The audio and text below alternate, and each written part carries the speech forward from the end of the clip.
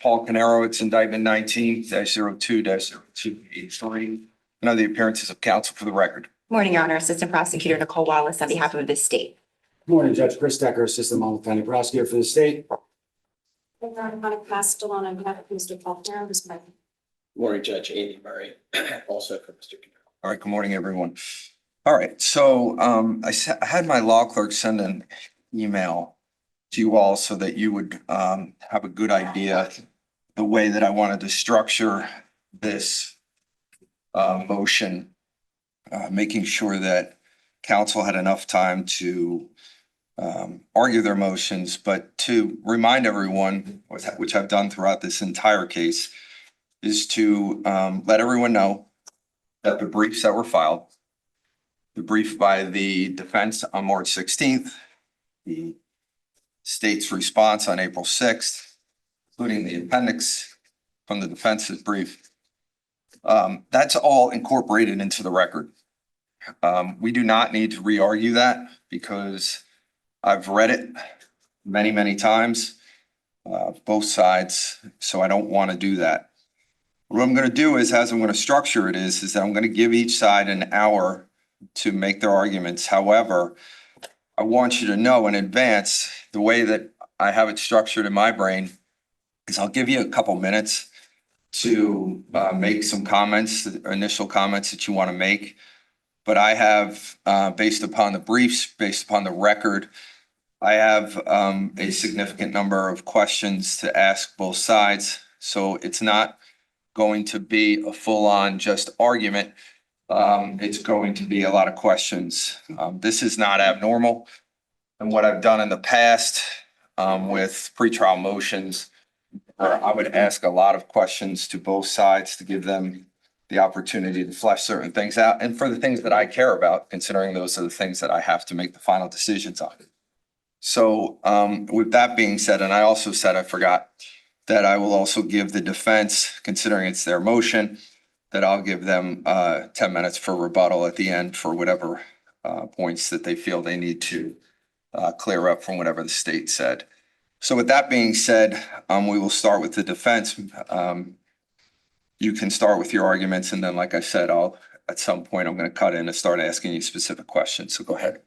Yeah, understood, Judge. We were actually planning, based on what Your Honor just represented, to submit on the papers.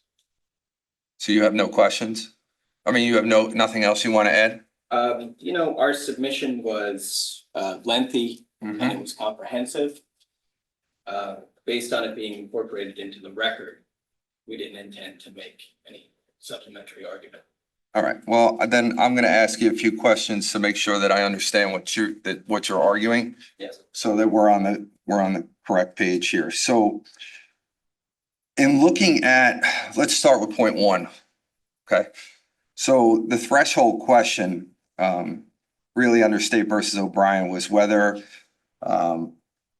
the challenge conduct had the capacity to unfairly influence the jury. And really the question is that whether whatever happened between the court and counsel, whether that was observed by the jury or not. The defense's brief identifies several different instances of what went on between the defense and the state. To include the day 17 exchange, which the brief describes as most inflammatory, the Palucci sidebar, the Flanagan sidebar on January 15th, the February 9th exchange, which your brief characterizes as a public accusation of a discovery violation, and the credibility commentary during the February 10th argument.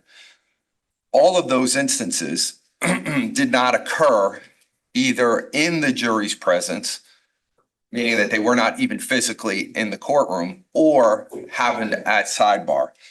So what I'm trying to understand is that based upon what your arguments are in your brief, can you walk me through your theory on how those incidents that the jury did not observe, how they actually could have impacted their ability to be able to decide this case fairly? Well, one thing that's pointed out I think certainly by the state and by defense as well, is how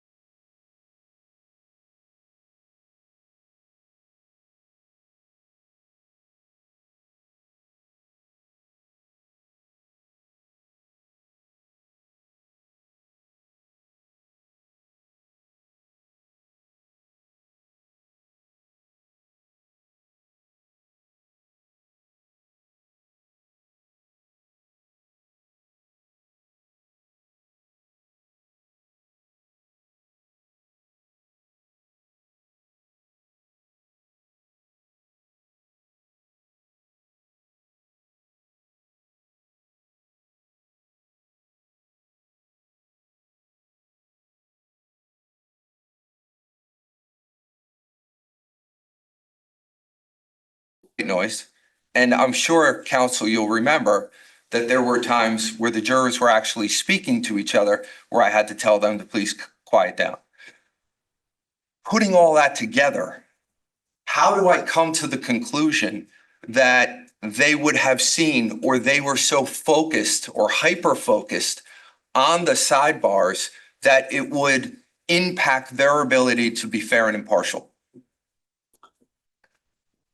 Well, I think that the dynamic that was at play during the trial is, and, Your Honor expressed this during the course of the proceedings, not to the jury themselves, but to the parties, that, it's important for the court to, in essence, keep things light to an extent, because the gravity of the proceedings was so serious that it was important for the court, I think in Your Honor's words, to keep things light so that the jurors wouldn't feel an undue burden in their service. I think that was what Your Honor's sentiment was.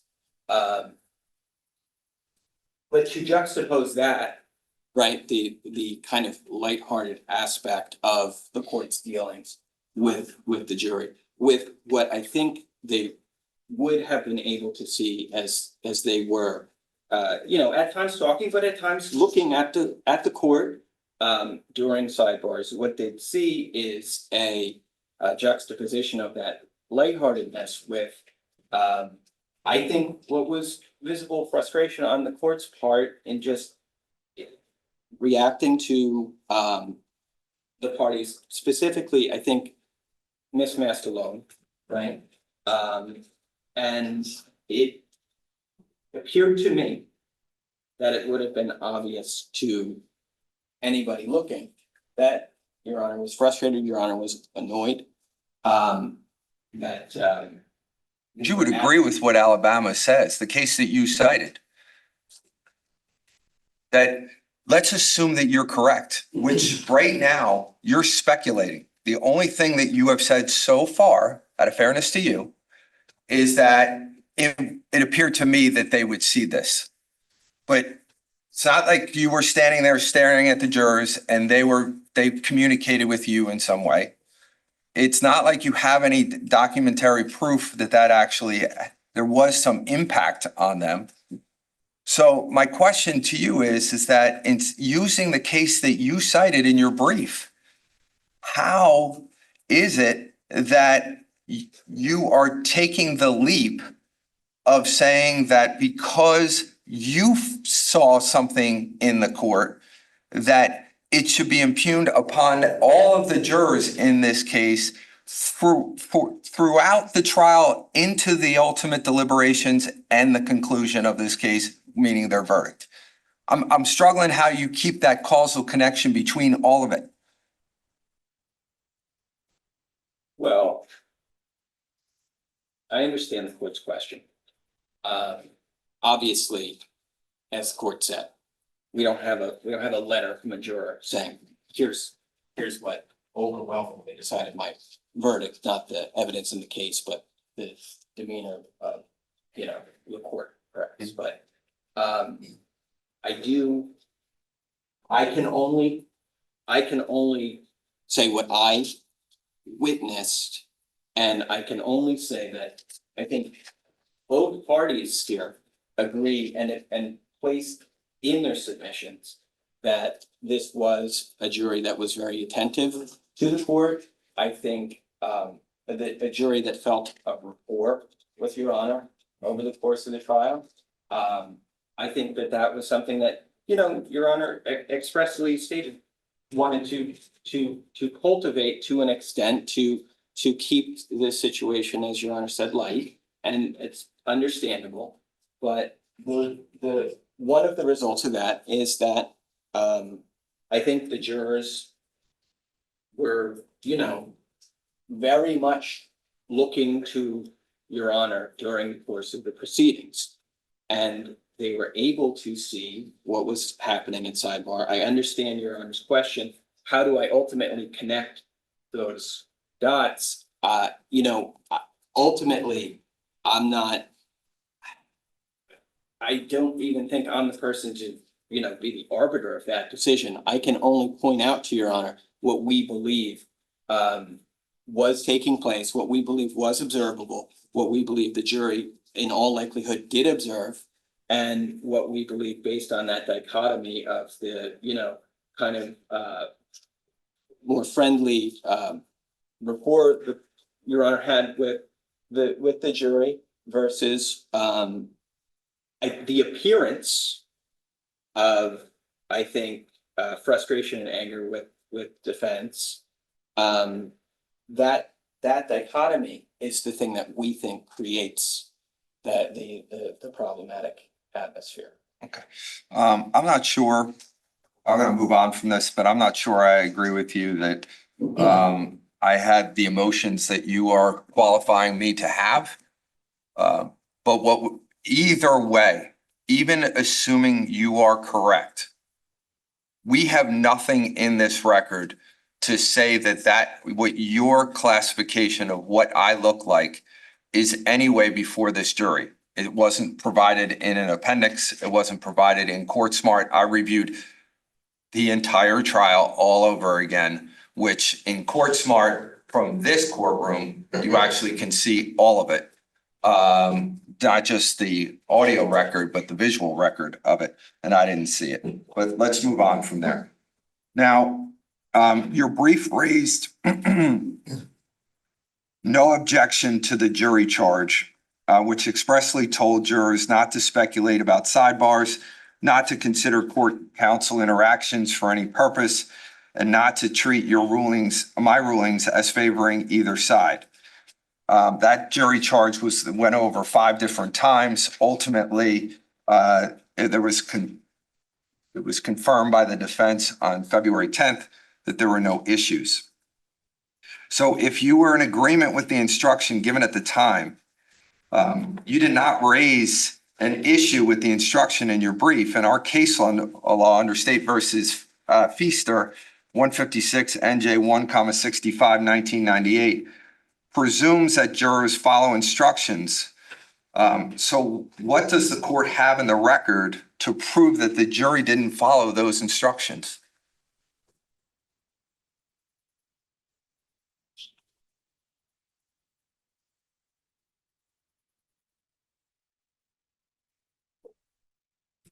Of course, there's that presumption.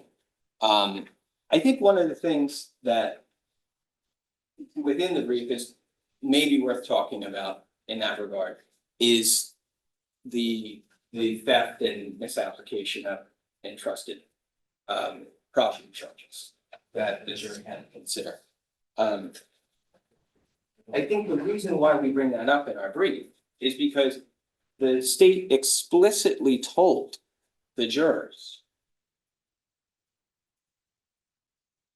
to just essentially find a third-degree theft. They even put in their slides that the theft amount was under $75,000. There was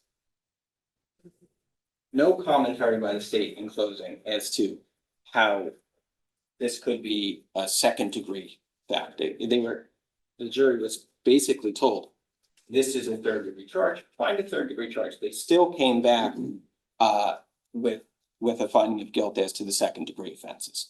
And our brief states it as demonstrably the jury having such an animus by the end of the trial for Mr. Caneiro, that even with the state telling them to find the lesser offense, they still found the greater. Now, You would agree. I don't mean, I'm not gonna make the left or the right turn with you right this minute to talk about that charge, which we could, but you do agree with me that a jury decides what the evidence is in a particular case, and it doesn't matter what the prosecutor says, because that's not evidence in this. At the end of the day, it's up for the jury to make that final determination. We can agree on that, correct?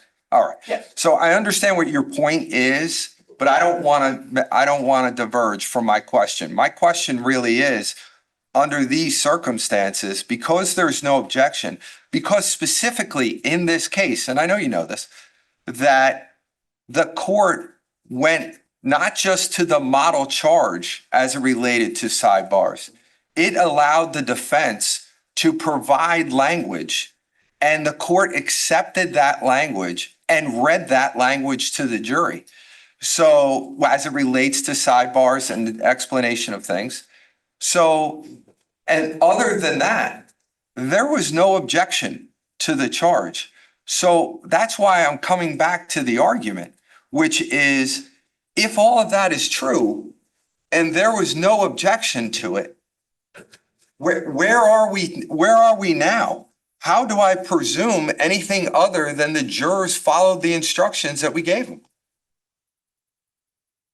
well, Your Honor is correct. We did ask for that charge, and not to rehash arguments from earlier, but we did ask for that charge based on what we perceive to have been happening over the course of the trial. Right. And you know, we appreciate that Your Honor agreed to give that charge to the court.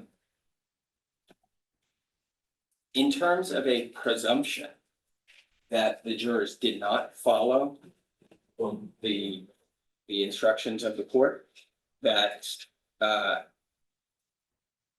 they misconstrued elements of the offense, that they didn't base their findings on appropriate, the appropriate legal standard. All that we have, right, in that regard, we don't have affirmative information from the jury. I don't think in situations like this, it may not very often be the case that a reviewing court has such information. All we have is, to some extent, the course of how things played out over the entirety of the trial, and the merits or lack of merits in saying that this could have impacted the outcome. And I don't think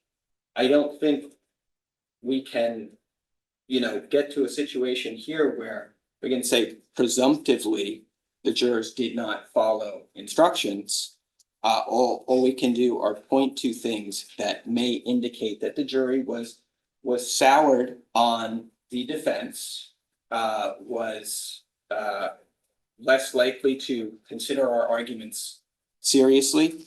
And this is not, and that's, with that argument, Judge, I think incorporates more than simply the interaction between the court and the defense. That also goes into issues relating to the state's closing arguments. And so, but all of these things, I think, can be considered together, right? Because when you get to the possibility that cumulatively there's an issue, I don't think that cumulative review requires in any sense that we can establish affirmatively a presumption that such a thing is established as juror disregard of the law, but that cumulatively in total, that the issues related to point one of our brief combined with the issues related to our point two regarding the prosecutor's closing statements. And all these things together can be considered in terms of whether the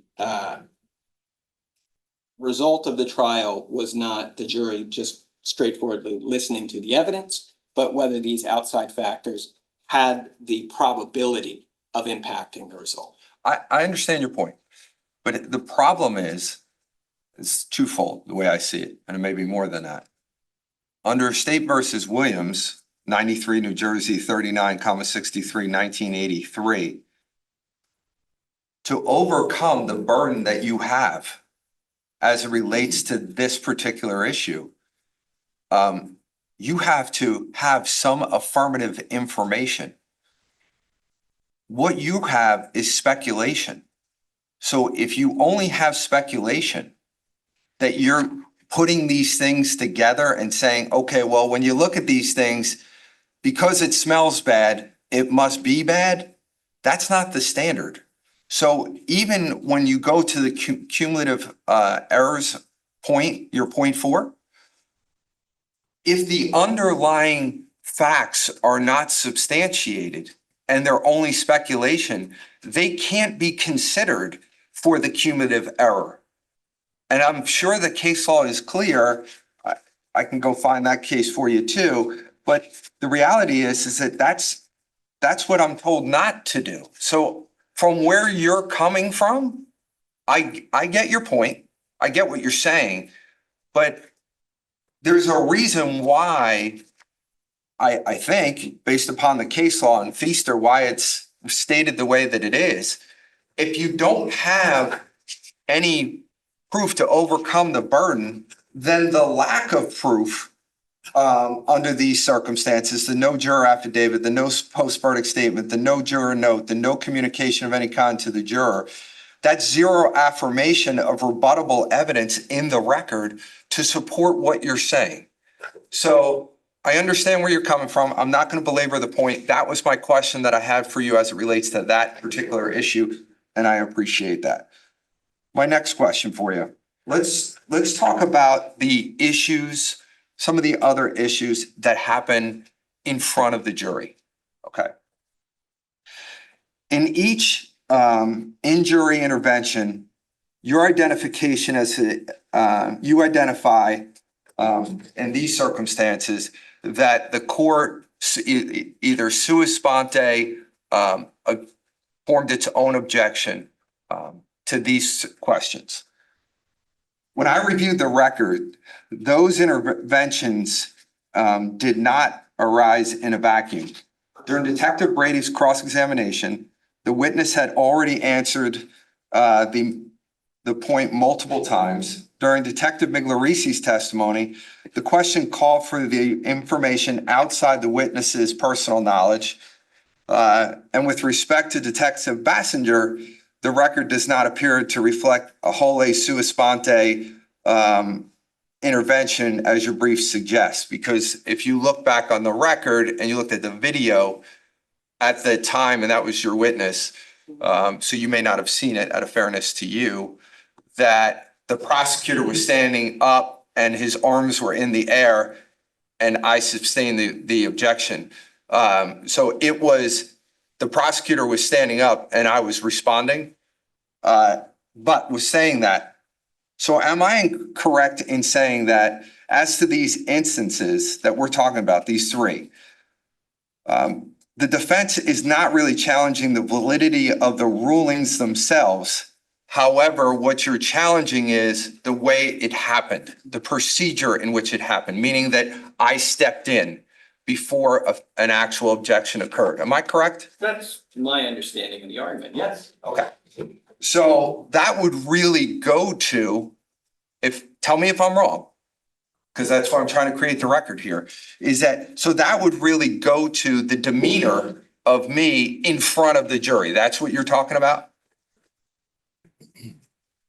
Well, certainly that, that it also wasn't a situation where during the course of the trial, I mean, obviously, the defense raised objections to questions that the state was asking. And sometimes those were overruled, sometimes they were sustained. Your Honor made, decisions in that regard. But it was only the defense that had questions sustained in terms of the court's findings prior to, and sometimes in the absence of the state raising any objection. And so the perspective we have on that is not just that, yes, that was the court inserting itself into the proceedings, but that it was kind of a lopsided way of doing it, to the extent that it is not something that happened where the state would ask a question. And I think sometimes they would ask outright objectionable questions and, but Your Honor would not sustain court's own objection, except in instances when the questioning was being done by the defense. And so I think that that's important to bear in mind. And obviously, Your Honor is extremely well versed in criminal law. So, it was also clear that sometimes the state had objectionable questions. So that's why we thought that was noteworthy. Okay, so, and I understand where you're coming from. However, so that we're on the same page here, is that when I'm doing the analysis in the opinion for this motion for a new trial, I'm going to be addressing it as to the form of my demeanor, because there is no objection to the underlying validity of the court's ruling. So we're dealing with my demeanor. So I'm going back to the analysis under Allen versus Alabama and some of the cases there. And I'm going to look at, so that you know exactly what I'm doing, that I'm going to look at those interactions and how they actually occurred and what was going on during the course of that, those particular questions. Because when you do that, there are times where I say to move on and people are not moving on, meaning the defense. And then that creates another sustained objection that may not have been objected to right in that question. But when you look at it in the context of an objection did occur, I sustained it. And then counsel decided to do the same thing, even though I've already told her that the objection was sustained. So that's where I will draw that balance of looking at my demeanor as it relates to the conduct that was happening in front of me. And I believe, I think you'll agree with me, under Rule 611A, that I have to make a determination and I have to keep the trial moving in a purposeful way. And if people are not responding to the court's decisions, then the court may have to do something about that. Do you disagree with that? I think you have wide latitude there. Okay. But You think I went too far? In some, yes, I mean, in some respects. Mhm. In some respects I do, you know, but I, Which one? well, I think with Detective Brady, I thought that. My recollection of it was that it was a bit, I think it was pushed a bit far between the court and Ms. Mastalone. I think that she was asking questions that ultimately were not objectionable. I think they would have led to admissible testimony. I think Your Honor had for whatever reason, with the personalities involved with this case, that by that point in time, I think Your Honor did. To me, it seemed kind of visibly lose patience with Miss Mastalone during that cross-examination. And that to me seemed to be beyond the kind of what we would generally think of as within the 611 confines of the court's latitude to control the proceedings. And it's not like I'm saying that this was a perpetual issue, of course, of course, with the entire trial, but I'm saying in the moments that it did happen, I think it was very clear, it was very noticeable, at least to me, it was palpable in the room as it was happening. So that would be one such instance. Okay, so even though that there was nothing written in your brief, that because now you're based on what you just said, is that you think that these questions were okay. That was not argued within your brief. So what you're saying now is that her questions that she asked of Detective Sergeant Brady, or just Sergeant Brady, I should say, you're saying that they were appropriate and that the court's intervention was, one, unnecessary legally, but two, as a demeanor issue, that it's your position based upon your observation of the court that the court went too far. Am I correct? Just so that it's clear for the record. That's what I'm saying. All right, so I'll look at that in the way that you're stating it. I'm not sure that I necessarily agree under those circumstances when you look at the entire record and you look at the interaction between Brady and Miss Mastalone. But we'll take a look at it, and I'll definitely make sure that that's all part of the ultimate decision. Let's talk for a minute about, this is my last question as it relates to just the first point.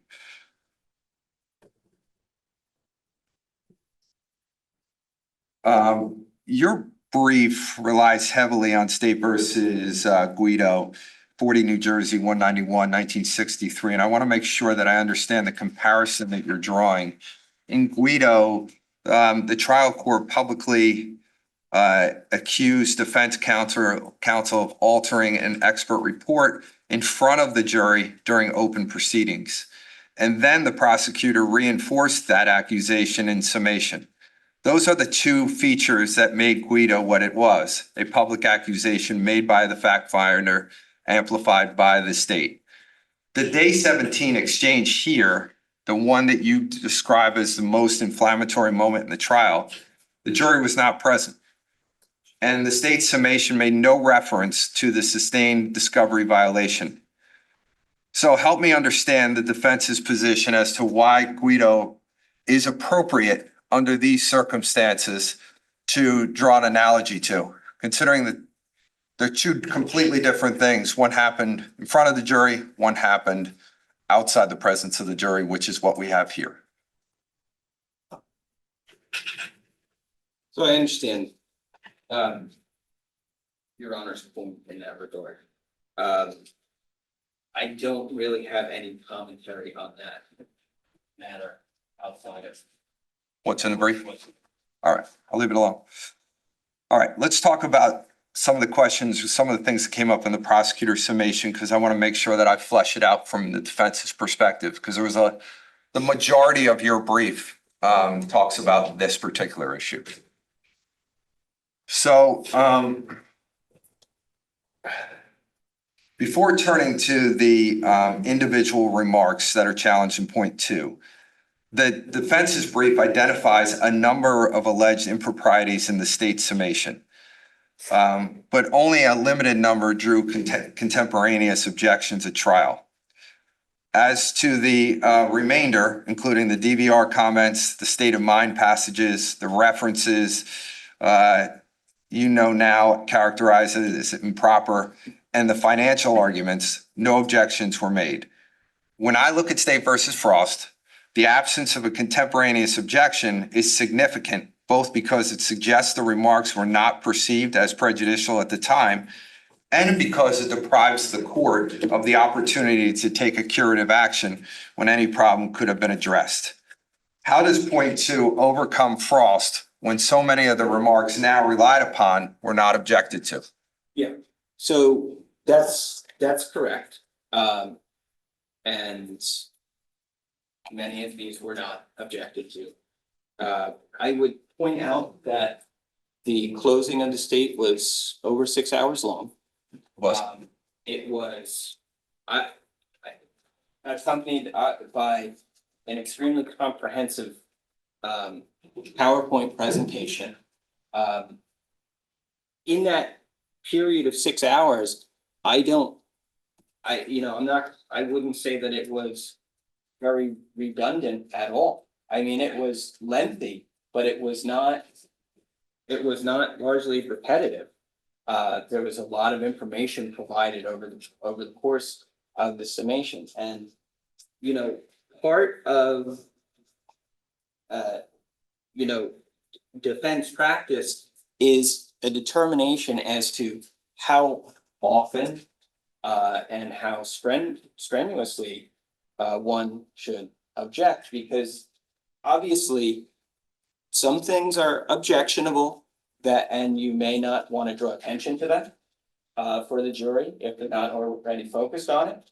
You may not want to be seen to be unduly objecting. And certainly over the course of a prosecutor's summation, the decision of whether to object at a given point of time, these are things that can be debated.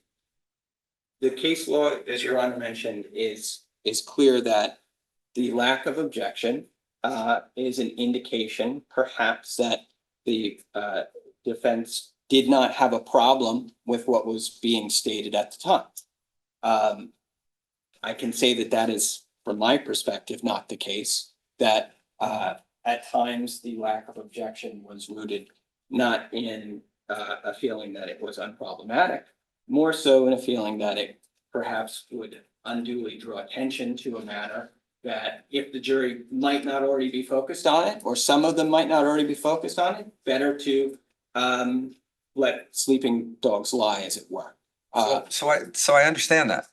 I understand where you're coming from. But as you also know, when you talk about the 6 hours of Mr. Decker's summation, it was over the course of 2 days. So at the end of the first day, when the jurors were let go for the day, I ask, anybody have anything they need to put on the record? Nobody says anything. That's outside the presence of the jury. Any objection that needed to be made could have been made at that point in time. A motion for a mistrial could have been made outside the presence of the jury at that time. None of that occurs. So the balancing that you're talking about, which I respect and understand, we have a natural break to be able to make those objections, and they weren't done. Let's take it a step further. You have all night to think about it. The next morning, we come back in the next morning. You have the opportunity before we start to put something on the record, make any objections that you want. They were not made. So, and a mistrial was not requested. So under these circumstances, it leaves the court to believe that at the time that the summation was going on, that there weren't other objections. And on top of that is that the court, during the course of the summation, did, if we recall, have a problem with something that Mr. Decker said that was not objected to by either one of you, that I thought may have infringed on the defendant's Fifth Amendment right. I brought you to sidebar. We had a discussion about it. I gave you the opportunity to think about it overnight, because I was going to charge it right then and there. You told me you wanted to think about it. Ms. Massalone came up the next morning and said, Judge, we want to leave it alone. You can handle it with the charge at the end. So I understand where you're coming from. I guess my concern is that it doesn't look good in your record that you're saying you didn't want to over object during the course of a summation because you didn't want to look like you were fearing anything. But at the same point in time, you had times outside the record and you still didn't do it. That's the concern that I have when I'm evaluating this argument that you're making. That's why I wanted to give you the opportunity if there's something else that I may have missed other than what you just said. Well, procedurally, I don't think that there would be, because what you're can't contest anything that you're saying as far as we never asked for a mistrial. That's true. In terms of placing things on the record at the conclusion of the state summation, that did not happen as far as objections for the record. I think that regardless of that, and that's going to be a consideration for any reviewing court. But I don't think that there's anything I can say about that now, other than that those are facts.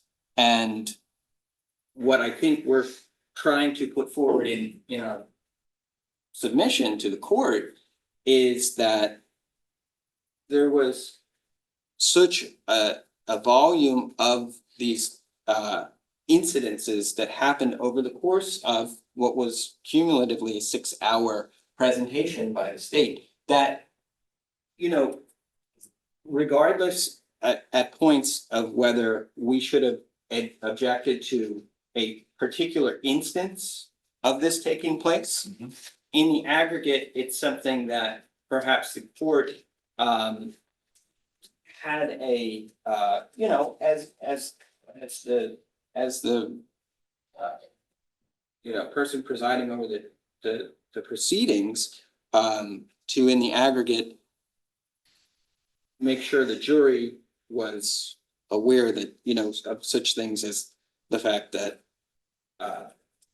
just because Mr. Decker is saying that inserting the idea of perhaps, for example, Paul Caneiro's testimony into the record, not literally saying that, not explicitly saying Paul didn't testify, but relating to instances of what was Paul thinking as he was driving home?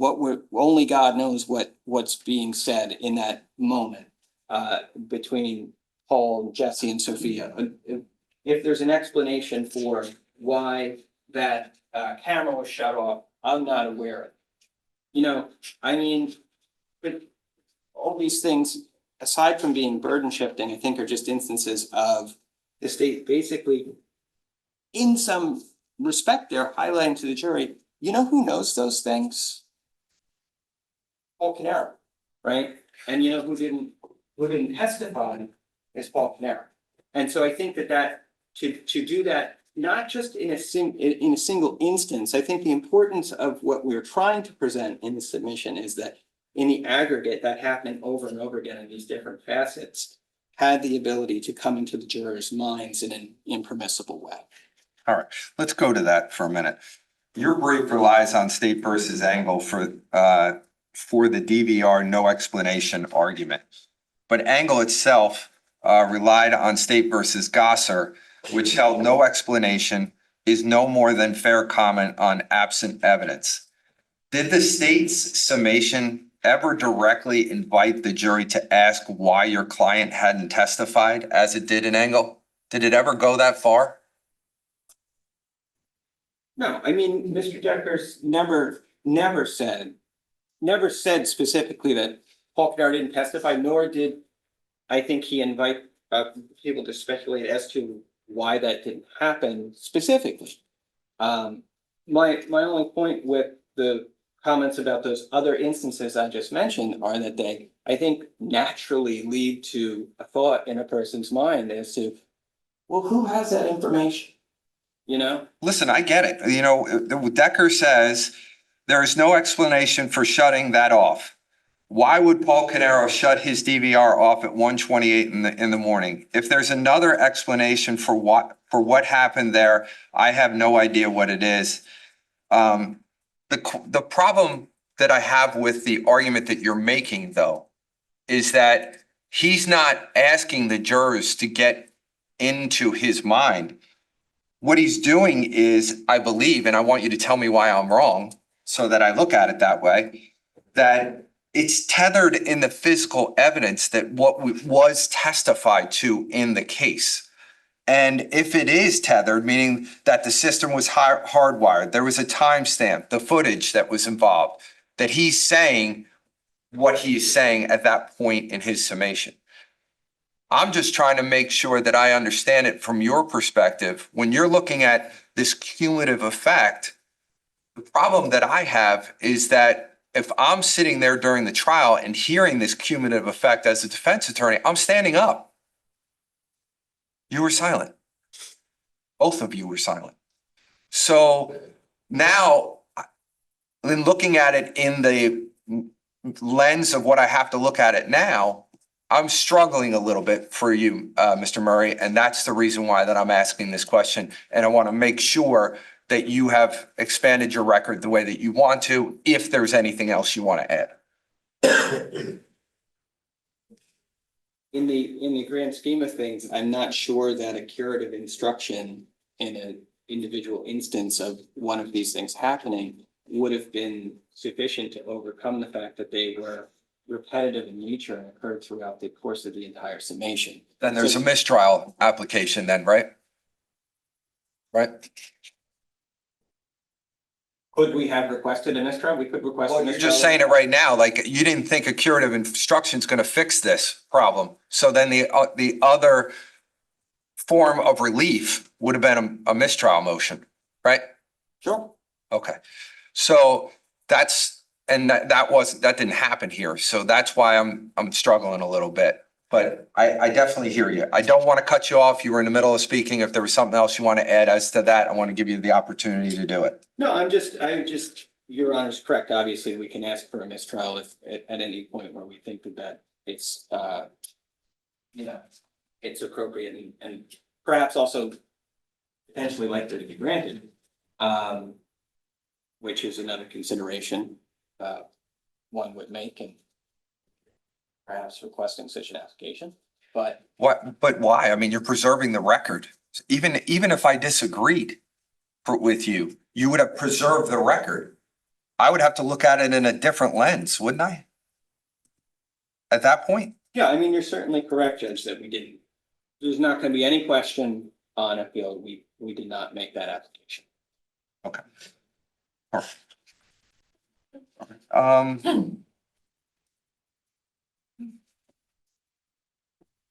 Let me go to, just for a few minutes, on the issue of, and I'm going to have a lot of questions for Mr. Decker as to point two. So I'm going to dive into that more and feel free in your rebuttal. If you want to add anything as to that, you can do that. Okay. In looking at point three, which deals with the ex parte written submissions. To start with at point three, I think the threshold issue for the entire argument is, because everything I think flows from this, is that your point three rests on the January 27th, 2026 order and opinion governing evidence to be presented through Corey Caneiro. He never testified. How does a set of admissibility rulings that govern no evidence the jury received produce a manifest denial of justice? So that's I think to answer that question, we would have to go back from the ruling a bit. Okay. I think because, and this is laid out in the brief, so to an extent, this is incorporated, but Your Honor had mentioned to the parties months prior to this that a ex parte submission could be helpful to the court in determining the issues related to origin. Did I say just Corey Caneiro, or did I say, because I didn't know what was coming into this case. I think what I said, and when I say think, I know what I said, which is that if there are legal issues that are going to come up during the course of the trial, that if you want to make me aware of those legal issues with some support, I am more than willing to read that in advance so that we don't have to argue that in front of the jury and or have as many sidebars, which were discussed at certain points during the course of this case, and which we had many of. Isn't that what I said?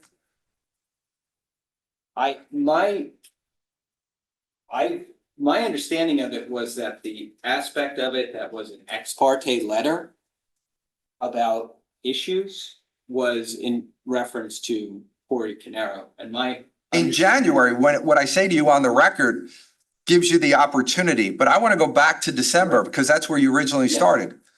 There. Yes. What was I talking about? Because how would I have known about what was going to happen with Corey Caneiro? I had no idea.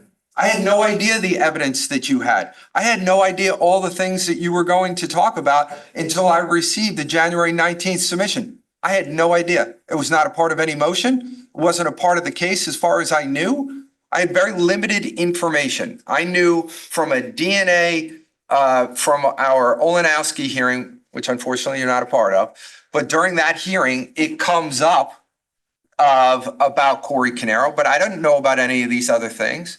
So I couldn't have been referencing Corey Caneiro.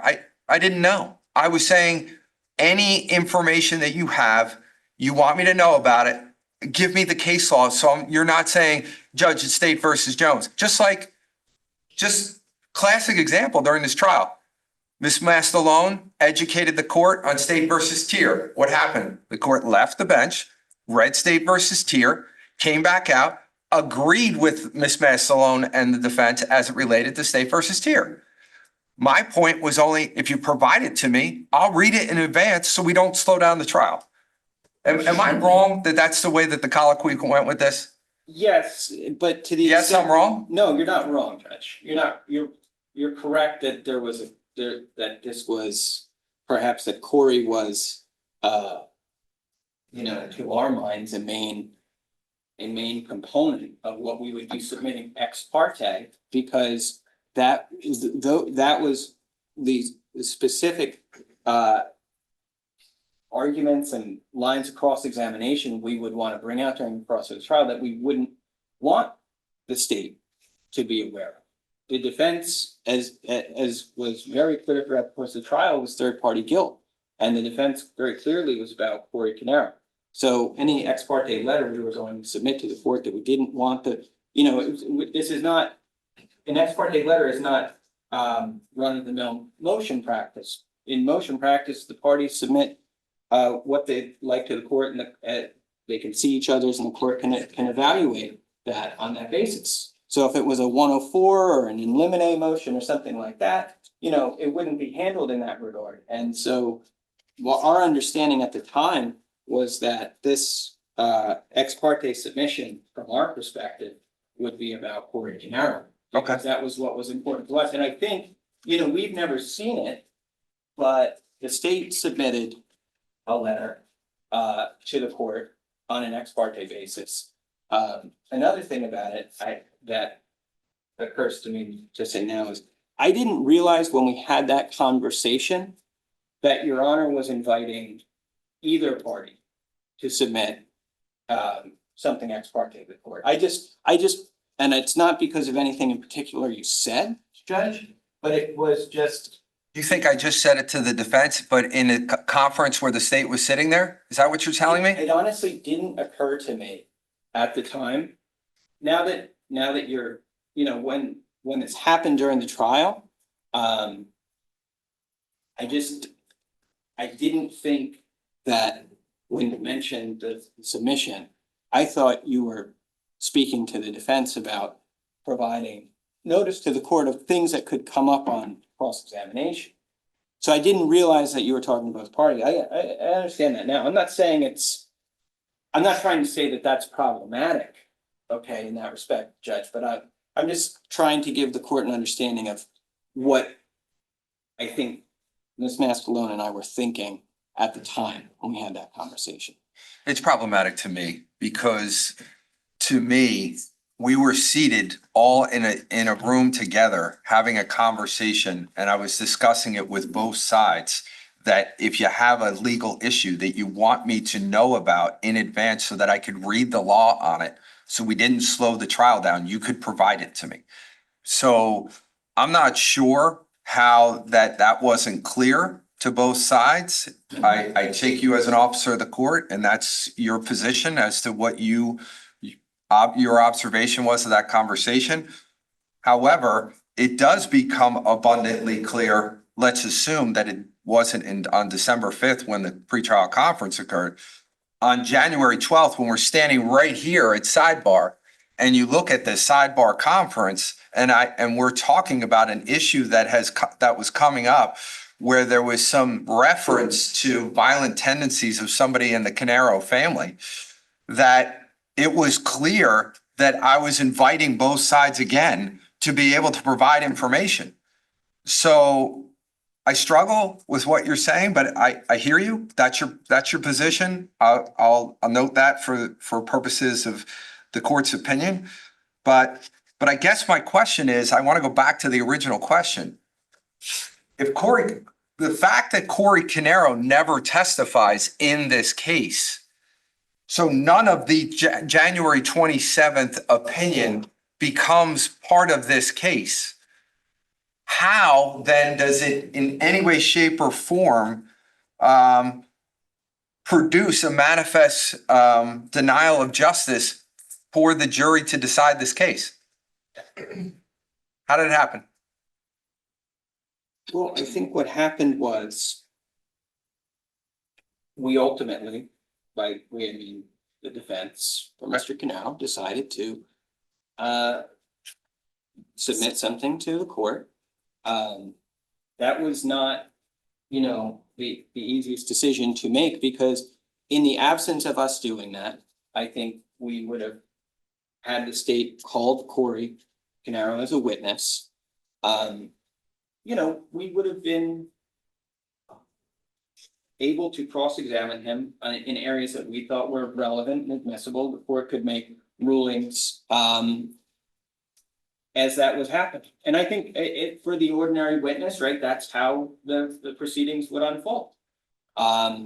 It's not such that we have any kind of, obligation to demonstrate using evidence for, say, 404B or It's things just like a that. link. Yeah, it was a link. Right. So from that regard, we could have proceeded in the ordinary course, and if called as a witness, we could have cross-examined Corey Caneiro in that fashion. By submitting our letter to the court, we obviously notified the court of the things we thought were relevant.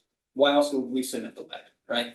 But when we then had the conference on the particular aspects that we asserted in our letter, and we were in court but not on record, the state was able to hear, I think, point by point, all the things that we were interested in bringing out that potentially were going to be admissible if Corey Caneiro testified as a witness. And so it was such that the way this unfolded in terms of the ex parte letter really did not remain ex parte. It came out by virtue of the conference we had on the matter, Your Honor's ruling. And the state was well aware of what we were going to be able to do and not be able to do potentially if Corey testified. And obviously, after that happened, the state chose not to call Corey Caneiro as a witness. And they say in their brief on this issue that, we could have called Corey Caneiro. I think it's obvious from the position of the parties in this case that we never legitimately could have called Corey Caneiro as a witness. Why not?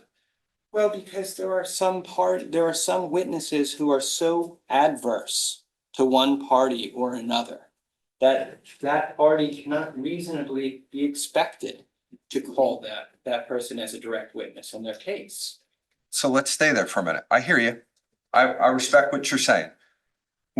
But there was two options with, assuming that's the case, okay? That he was so adverse. Number one, you could have called him and asked to be able to treat him as a hostile witness, which under the circumstances with the information, I would have rendered a ruling for you to at least give you the opportunity. I could have done that in a 104 hearing before you even called him, so that it would have been outside the presence of the jury, so it wouldn't have impacted Mr. Caneiro in any way in front of the jury. Could have done that. Number two, could have asked for a Clowens charge under the circumstances, explaining to me that under these circumstances, he truly is unavailable, even if you did have the ability to subpoena him, that it was just quote unquote unavailable because of the way that it would come out. Neither of those things were done. So I guess the analysis that I have to make here is, and I think it's a narrow one, tell me if I'm wrong, is really that based upon the court rendering this decision, that it truly just made the state not call Corey Caneiro, because otherwise there was no evidence in this case about Corey Caneiro, other than what was insinuated throughout. And there were other witnesses, I assume, that could have been called. Corey's ex-wife, other people that were in the case that you refer to in your 24-page submission, which includes, candidly, in your submission, it specifically says that it's a January 19th, 2026. It's 24 pages. It's captioned ex parte letter regarding Corey Caneiro. You wrote that caption. The letter opens with the statement that is submitted pursuant to the court's request. That's written also by you. The letter closes by inviting the court to request additional documents if it wanted them.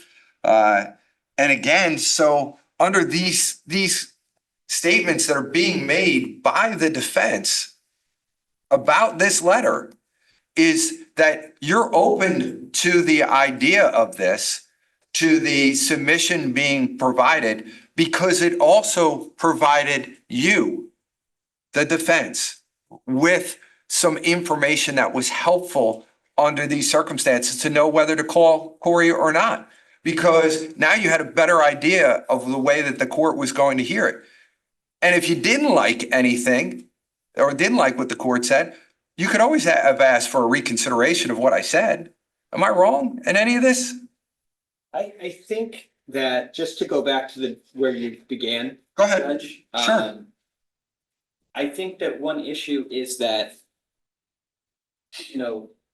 when we did receive your Honor's ruling, and it was in reference mostly to, if Corey, because I heard Your Honor say other people could have been called as witnesses, Corey's wife could have been called as a witness. Your Honor's ruling, to my recollection, was really strictly limited to if Corey Caneiro is called as a witness. I think in those individual bullet points where you laid out what would and would not be admissible, the preamble to those was, if called as a witness, Corey can be Crossed on these. crossed on, right? So it didn't So- impact whether you wanted to call these other people or not. You could still call anybody that you wanted.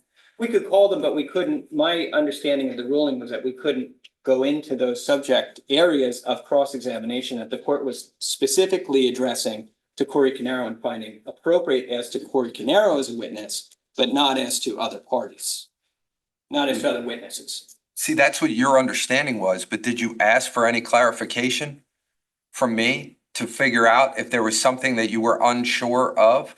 Because the letter dealt with if Corey was to testify, what was, or the opinion, what was the cross going to be? That's what it was about. So in saying that, you had the ability to still, one, call Corey Caneiro, again, strategic decision, or two, call some of these other people. So my concern is, under these circumstances, that it was a strategic decision not to do it. And I'm not sure it relates to the procedure that went into this written submission prior to. So I get where you're coming from. I'm gonna take that into advisement. If there's anything else you want to say on that, I'll ask you one or two other questions, and then I'm gonna turn it over to the state. Understood. Anything else on that? No, I think the important point we're trying to get out in the brief is that obviously after this conference takes place, we then see that the state is no longer going to call Corey Caneiro as a witness. And I'm not, saying that we can definitively get into Mr. Decker or Ms. Wallace's head in that regard, but I think the timing of it is worth noting, that it very much appeared that they were going to call Corey Caneiro as a witness up and until this point in time, where we had submitted our letter to the court, where there was a finding as to what Corey could be cross-examined on. And I just want to say, as to requesting a Clowens charge, Judge, I don't think that, a witness can be adverse and yet not be the appropriate subject of a Clowens request. Somebody can be a highly adverse potential witness, where the bulk of what would be addressed with them in terms of cross-examination would go to potentially credibility and not necessarily to a reason why the state, for exculpatory reasons, may not call them. So somebody may not be a Clowens witness, but could still be an adverse witness for the defense. And I think that was perhaps more the situation we were in here. I understand what you're saying, but that provides, or that analysis that you just gave inserts a judicial decision one way or another as to how it would observe that particular witness. And under the circumstances, that was never even attempted. So that's the concern that I have with what your argument is.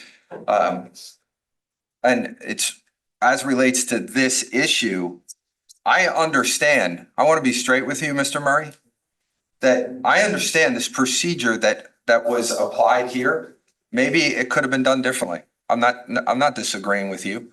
What I'm saying, though, is that the impact of the procedure that was in place for this case, because again, think of it this way.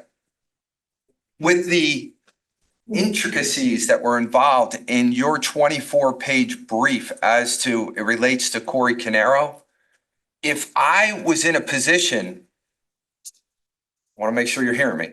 If I was in a position of trying to decide those one at a time, I would have been in a very difficult spot, because I would be ruling on one without any idea about the others. And again, you are not required to, as an affirmative defense, to bring this up. I agree with that. But in this case, the way that it was set up and the way that the amount of evidence in this case, if I didn't have something, I could have had rulings that were all over the place. At least with the procedure that was in place, I was giving you everything at once so that I saw it all and I was coming to a conclusion, and then you could do whatever you want with that information. Again, not taking away from calling, not calling, ultimately asking me to reconsider, asking for a 104 hearing on a particular issue or any of that. So that's the struggle that I'm having. But if there's anything that you want to add about that you want me to consider, I'm more than willing to do it. I wanted you to hear it from me. These are my concerns. Okay, Judge, I understand. I think we did lay out in the brief what the basis of the argument is, and so I'm not going to pursue it. Okay. All right.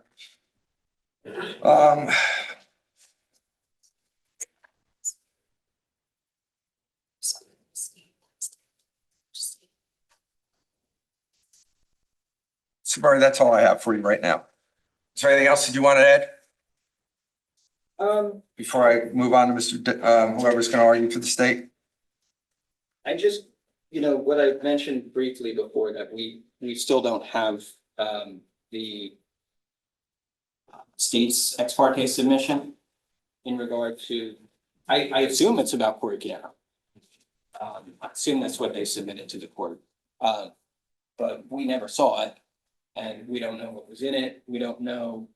It was, as we were preparing our letter, we didn't know obviously what the court had seen, and we had no ability to meet any of that in terms of, if we were aware of it, we could potentially have placed it in our submission to the court. We don't want to clear up any inaccuracies or inconsistencies, but we didn't have the ability to do that, obviously because of the proceeding. And I appreciate your honest comments about this is the way it was handled in this case, and perhaps it could have been handled differently. I understand that certainly, but I am also pointing out that, I think Ms. Mastalone did mention at a sidebar on this issue whether the state's ex parte letter was discoverable. And that issue was never really further explored.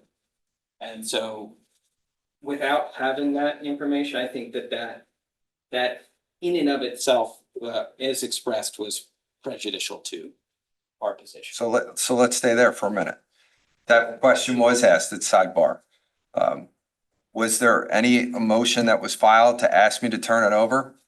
Was there anything that was stated other than a question that was not brought up in the moment of a sidebar?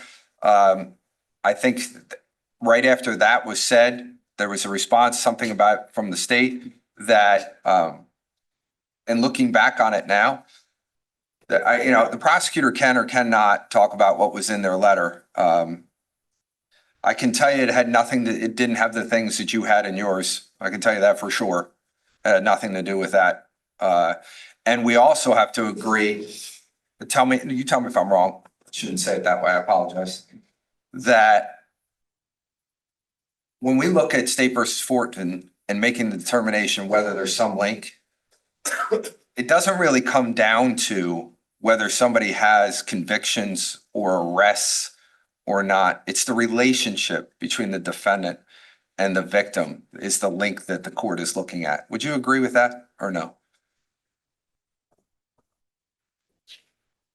Relationship between the defendant and the Yeah. proposed witness. Yeah, I mean, potentially that is, yes. I think that's. Because that's the biggest link that I have to look at to be able to make a determination one way or another, whether I'm going to allow certain information. And I mean, when you go through the course of the opinion in this case is what we're talking about. It talks about that link as it relates to to the two individuals, right? Yeah, I mean, I agree that that's a primary concern. A link to the charged offenses could also be a primary concern, but Okay. All right. Thank you. I appreciate it. Decker, do you have any opening words before? I don't know what your plan was. Judge, before we got started, I was gonna ask if we could just take like less than 5 minutes, just for the bathroom very briefly. Sure. Okay, we'll start back at 10 o'clock. Thank you, Judge.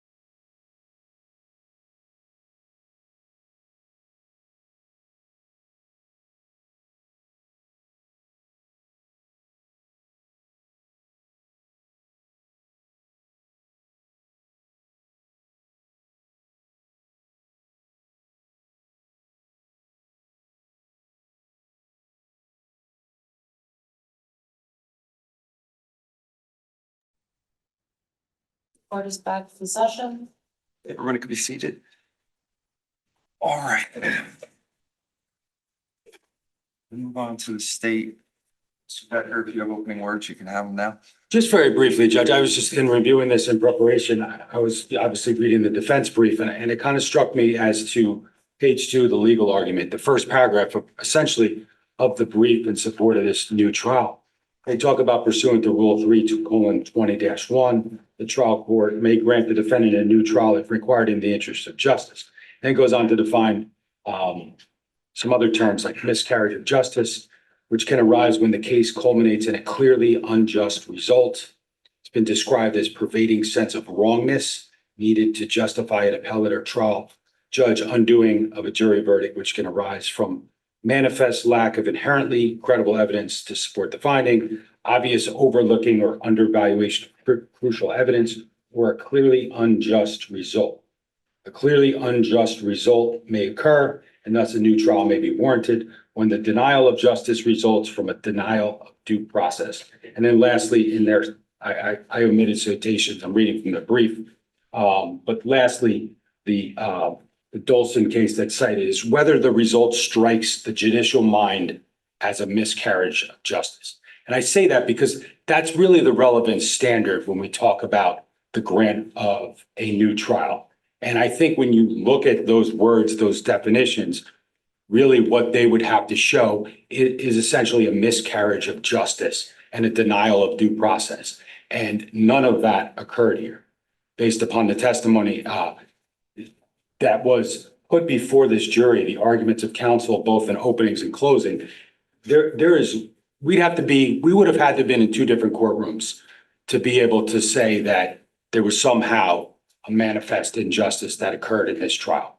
And I think the last thing I want to say before the court opens up the question, I thought it was worth noting that when they talked about the theft charge, and I know it's kind of at the end of the points, but I think it was sort of intimated that because the court was so nice to the state and how it was so terrible to the defense, that this jury was somehow going to side with the court and just do whatever the state wanted. And I submit that, interestingly enough, while they did find the defendant guilty of every count in this indictment, interestingly, when you looked at the aggravating factors with respect to count 2, 3, and 4 victims, Jennifer, Jesse, and Sophia, poignantly or interestingly enough, they obviously did an analysis in determining, while they found aggravating factors for each of those victims, they actually said no with respect to whether Paul Caneiro committed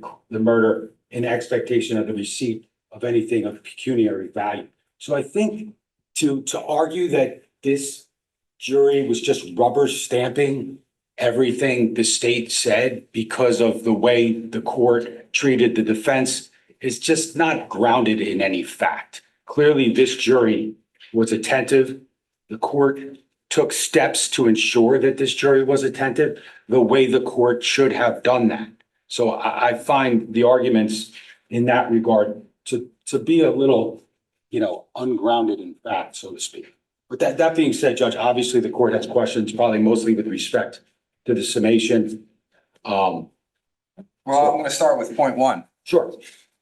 So, in reviewing the record for point 1, I want to confirm the state's position on this foundational point here.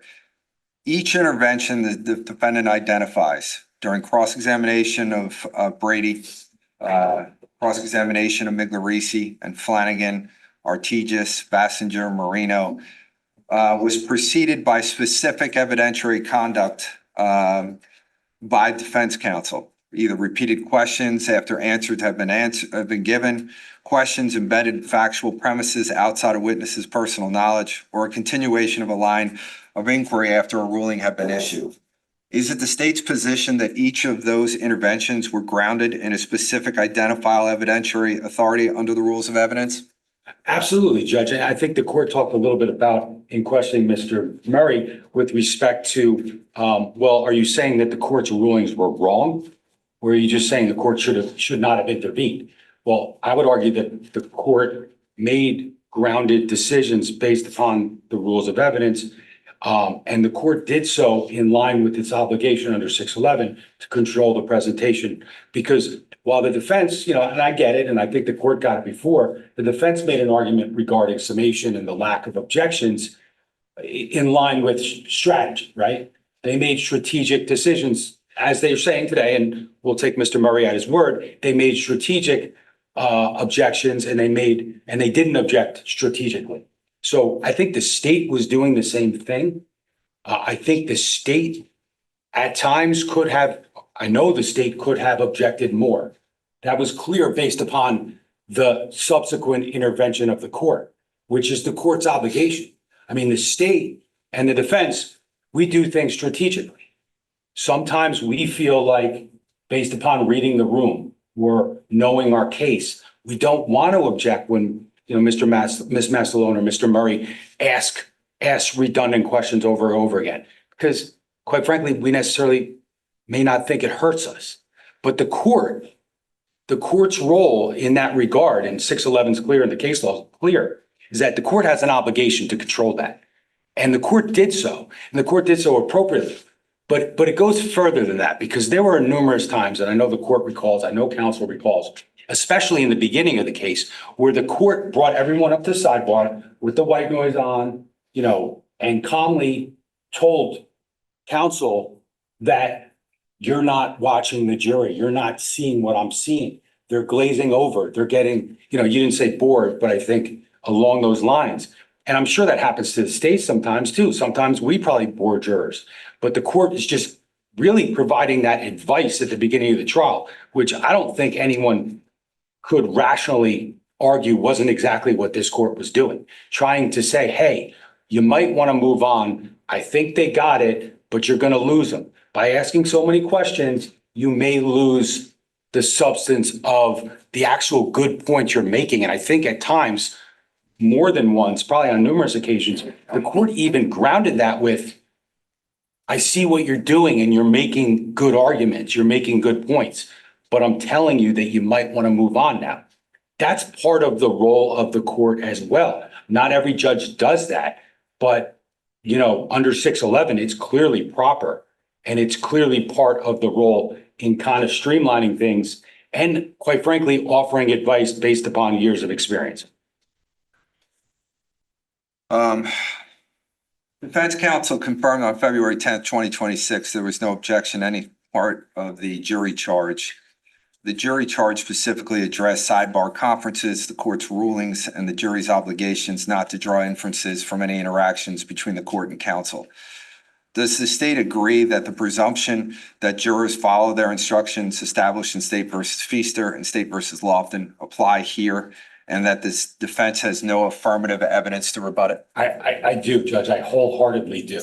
I think if anything, for the, I don't want to say complaints. I understand what they're attempting to argue, but for all the things that the defense is saying about how the court was so, I don't know, in love with the judge or in love with the court, or so, attentive and responsive and the like, that even more leads me to believe, sitting here for 7 weeks, watching this jury, because quite frankly, I watch the jury a lot. And I think that was the court's point to the defense, is watch the jury sometimes and see how they're reacting. But I don't think there's any chance in the world that these 16 jurors at times, and ultimately 12 deliberating, would not be following this court's instruction based upon the interaction over the course of time. I mean, it's just, you'd have to have been, again, in a different courtroom to think that these jurors would not listen to your honor. All right. Judge, can I just say in that regard too? Sure. I think there's case law that's cited by the defense. It's the Mercer v. Weyerhaeuser case. Right. And there, it was interesting because the court ultimately granted a new trial. It was a civil case, but they specifically say there's no reason to treat the civil context different than the criminal. But what's interesting about that is, I mean, there's a bevy of instances where the court was particularly rude to one of the civil attorneys every time, well, you can't do it that way, and you can't do it that way. And, one of the things that the court talked about there was like that the judge's repeated instructions that you shouldn't speculate on why I'm treating one party versus the other, that can't affect you. And the judge was he was telling the jury that, but it was like, almost like it seemed like, I don't know the judge, but it seemed like it was sort of a joke almost. Because the issue there really was that the judge didn't allow sidebars. So every instance of the court's, angst and anger with it was a female attorney representing the one party, and it was pretty bad at times, and they listed in the case. But really, in that case, it was far different because the jury, we know, based upon that record, they heard every single word of it. I'm sure there were things that were outside their presence, but everything that was documented that was inside their presence, was in front of the jury. As it relates to the sidebars, for this case and the way that the courtroom is set up, and from your perspective, Mr. Murray talked about how that, from his perception, that the jurors would be able to see some emotions that were going on with the court. From your perspective, which was more in line with the court and the jury box, tell us what you saw from your perspective. Judge, I agree with the court's characterization, and while you were, and I gotta be honest, I didn't really think about the logistics too much before coming in today, but the way the court described it, I was thinking about a lot of times how, a lot of times in other courtrooms, sidebar would be to the court's right, and the way I'm standing out to my left.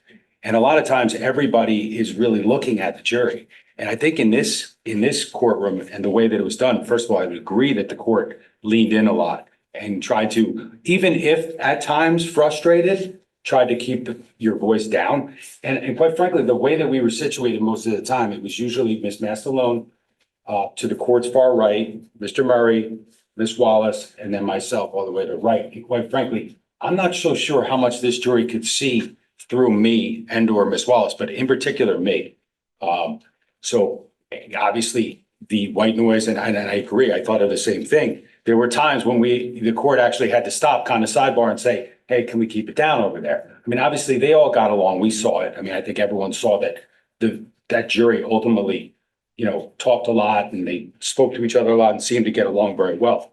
So I think when this court with this jury, even though this is an argument they're making, this court with this jury, I think that I can't imagine a scenario where if you told them to disregard something, they would not disregard it. All right, let's turn on to point 2, and it deals with the state summation. All right, let me start with the comment that the court sustained an objection to. It was your remark that there was only certain things we can elicit from witnesses that's actually admissible, suggesting to the jury that additional damaging evidence existed but was withheld by the rules. That comment, standing alone, is concerning. It implied the record was incomplete in a way that favored the prosecution. While I sustained the objection and I gave a curative instruction, my question for you is straightforward. Can you articulate why that comment in the context of the full 6-week record does not rise to the level of requiring a new trial under Garcia? I think part of the law, when you look at summations and prosecutorial misconduct, a lot of what the courts have recognized is that the prosecutor is expected to argue vigorously and, with passion and the like. So I was wrong. I stand here and I may have even said it then. What I said was not legally justified or under the rules. That being said, I kind of stand here and plead not guilty with an explanation, I think, because of the fact that Miss Mastalone in her. Plead guilty with an explanation or Yes. not guilty with an explanation? Not guilty, I should say. Okay. No, I guilty with an explanation. You're right, Judge. I got to figure the two out. But what happened in the defense's summation, Miss Mastalone specifically told this jury that Ben Paolucci didn't say anything bad about Paul Caneiro. Now, the testimony obviously was about Ben and Keith getting together on that Saturday night before this happened, and they looked for jobs through Ben's Amazon profile, and then they went out to dinner. Now, while I was wrong in what I said in summation, I was right in the manner of presentation of that witness. I did not ask certain things because I knew they were improper hearsay, the same way Ms. Wallace did with other witnesses. But then to speculate in summation that Ben didn't say anything bad was, first of all, based upon the testimony that was heard, was not really true, because he did tell him to stop worrying about Paul and start worrying about yourself and your family. But what, I put in the brief, and it's not really part of the record, but it's just to point out the fact that I felt an obligation to correct what I thought was a misstatement of fact and argument by the defense. And unfortunately, I felt, I guess at the time, that the only way I could really do that was to just simply explain that sometimes there's other things that you can't hear. Improper, I mean, yes. Do I think it was a fleeting comment? Yes. Do I think in the scale of a 6-hour, God help me, summation that it mattered to this jury? No, particularly after the fact that the court told this jury to disregard my comments. I mean, and I would note, Judge, I believe that is the only sustained objection in the entirety of the summation, unless I'm wrong. No, that was the one. The defense argues that your repeated emphasis that there was no explanation for your client shutting off the cameras constituted burden shifting. The court's view in that State versus Gosser controls, and that fair comment on the absence of evidence is not the same as a direct comment as on the election not to testify. However, your summation on this point used the phrase "no explanation" multiple times and culminated in, "if there's another explanation for what happened there, I have no idea what it is." At what point, in your view, does repetition of a phrase that is permissible in isolation risk crossing the line into impermissible comment on silence? And do you believe you stayed on the right side there? I do, Judge. And I know you brought up earlier somewhere where you thought that I may have skirted the line on day one with respect to invocation of the right to remain silent. And I don't. You're talking about on summation. Yes. No. Is this the same I'm thing? talking about in the defense's brief. Yeah. They were talking about times that there were no explanation, especially as it related to the DVR. Yeah. And you make the comments that you make, and then you made that comment more than once. So my question is, in isolation, maybe not an issue. If it's happening more than in isolation, where does the court land on something like that? Because where does it cross the line from being proper to going too far? So I don't think it's anywhere near it, Judge. And I don't think that comment could ever be looked at as infringing or kind of getting close to the line of comment on his right to remain silent. And I say that because what I also talked about and what the jury heard during the course of the trial was all the things that Paul Caneiro chose to say about his cameras. So you don't have a right to remain silent. You have a right to remain silent, but when you choose to speak to the police, those words, obviously we had hearings on it and they were under 104. The court allowed those statements in. And quite frankly, I think, and I could be wrong about this, but I don't think I am. But when you say certain things to the police, okay, I don't know if I shut them off, or I've had problems with my Wi-Fi and the like. Sometimes what you don't say is also relevant, and it's not the right to remain silent because it's in the context of when you chose to speak to the police. So I personally, I think those comments are what I made with respect to there's no explanation. I kind of looked at those kind of the same way as like the God references that the court will probably ask me about. They're colloquial, and quite frankly, as I said in our brief, page 11, how could I be faulted? They're arguing that I shouldn't have said there's no explanation because, I'm commenting on silence, but yet in the brief, in summation, they provided an explanation. like, it's not like this was like, it was never touched and it was never referenced by the defense in summation, and all of a sudden, there's no explanation. There could be no explanation. They provided one. It just, quite frankly, wasn't good. I mean, and that's really, I think, why I needed to be repetitious at times, because they were giving that.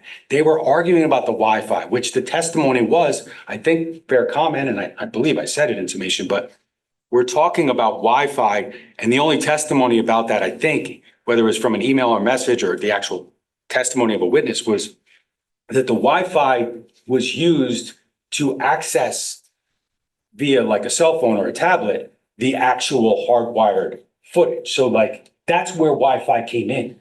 We had a picture, there's a power box that's connected to that DVR. And it was, I referenced the exhibit number in the brief, but I just think when he chooses to speak about the cameras, chooses to make explanations and excuses, me arguing that there's no good explanation other than what they saw, I don't believe is anywhere near improper, personally.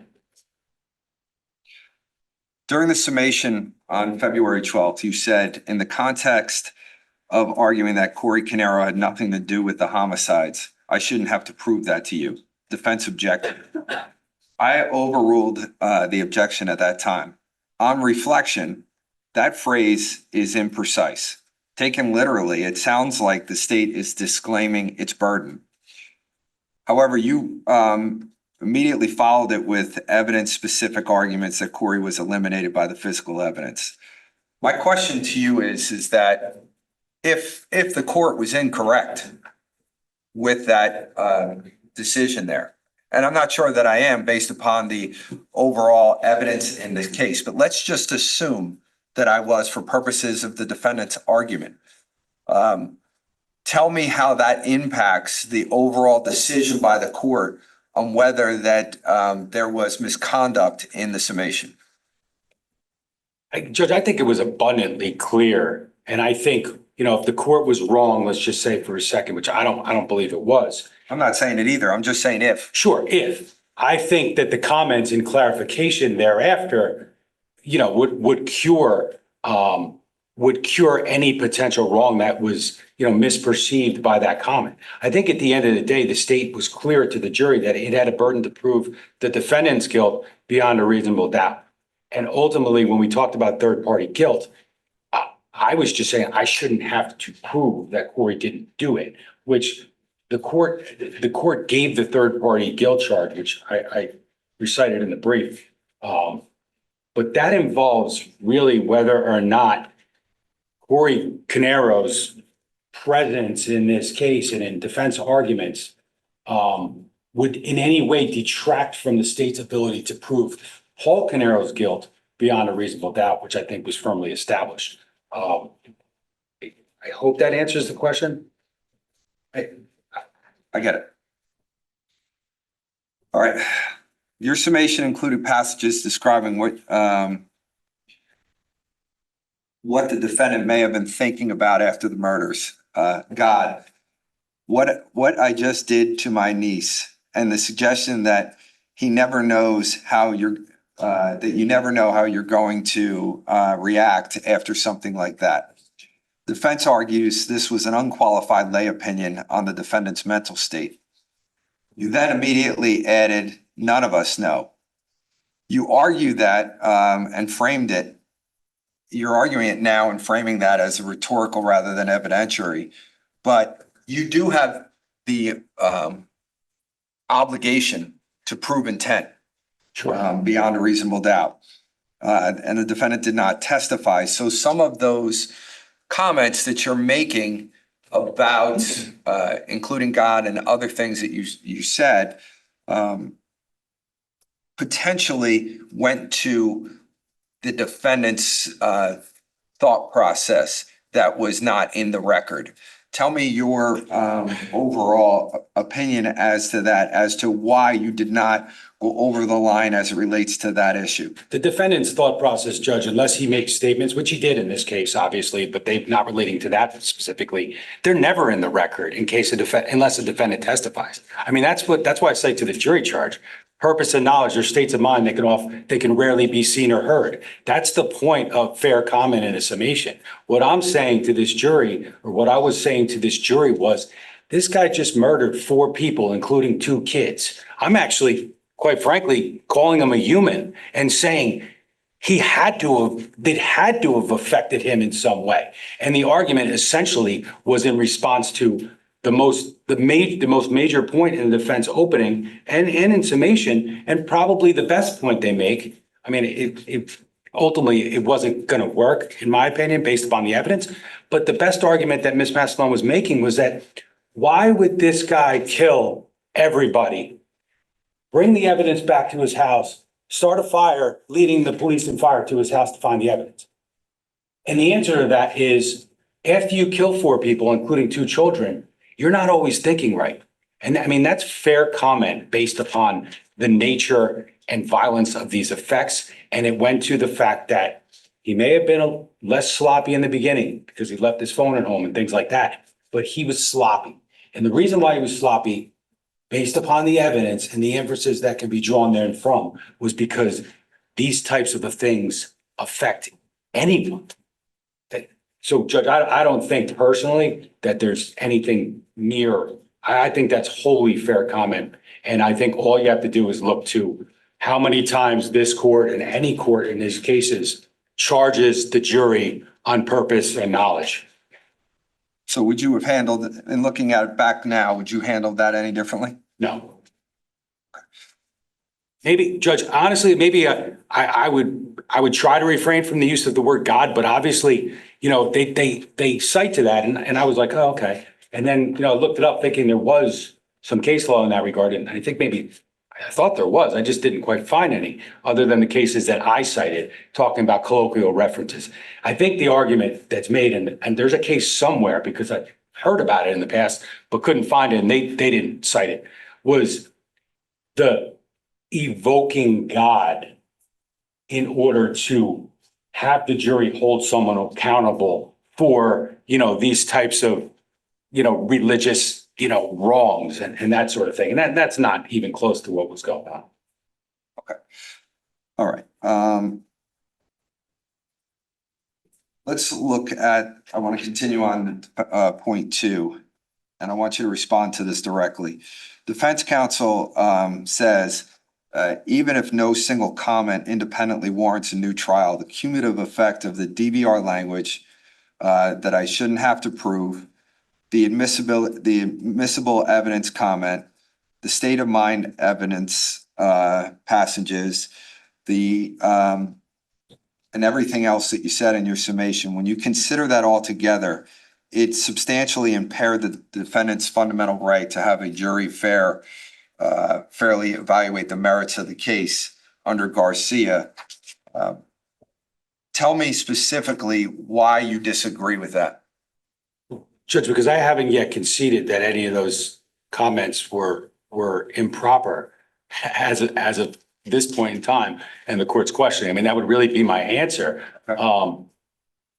Other than, you know, when the court sustained the once objection, I was wrong. I acknowledged it. And I think, quite frankly, I know we talked about this earlier. I don't know if I said it, but I think, you know, the reason why personally, Judge, I don't mind if someone objects during a summation, because it is a reminder when you get in the moment that sometimes things come out of your mouth that, you know, you may not have thought through entirely. And it's a good opportunity for the court and for the state to then clarify.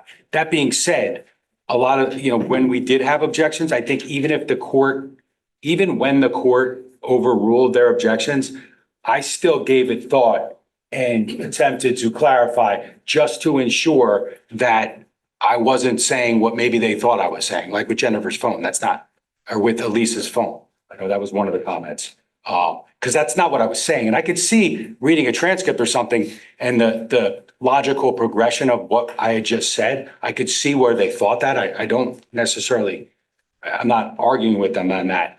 But then I was able to clarify that I was talking about, there's nothing there to suggest that Paul Caneiro had anything to do with this, not about Elisa's phone.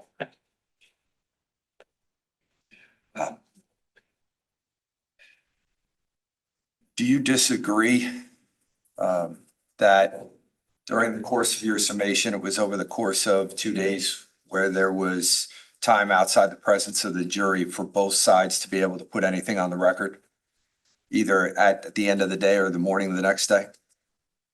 Oh, absolutely, Judge, and that's happened. I mean, usually at the end of a summation, the court invites parties to come up like you did. Is that the end of the jury charge or at the end of trial? Or a Summation?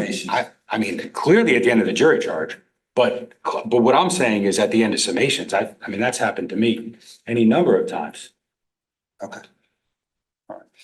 But for purposes of this case, the way that things played out, considering that your summation was over 2 days, we had the end of the first day and the beginning of the next day.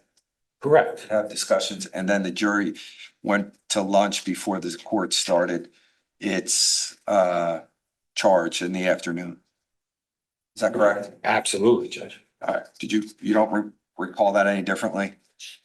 No, I do not. I do not at all, because that's what happened. We finished summation before lunch. I think our lunch break was like, I want to say it was like an hour and a half.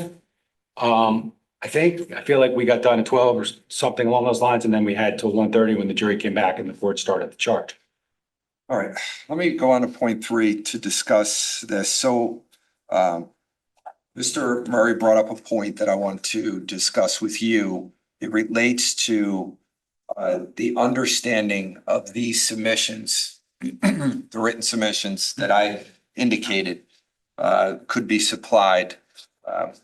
Can you give the court your recollection of that conversation of when it was conferenced about what was said during the pretrial conference? 100%, because while I didn't file I'd be happy to turn it over. I just thought that ex parte submissions generally don't get turned over. That's why I haven't yet. I'll ask you about that in a minute. Sure. Now, when I put in my brief, I think it was, I cite to the date, it's December 5th or 8th. I forget exactly when the conference occurred, in chambers, December 5th. So ever since that point in time, the state, myself and Ms. Wallace, were discussing the idea of providing something, which we ultimately did on January 5th.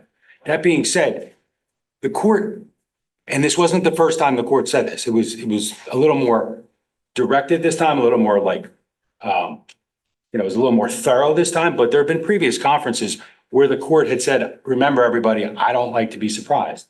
I would like to be able to rule outside of a vacuum and have the information so that I can make the right ruling.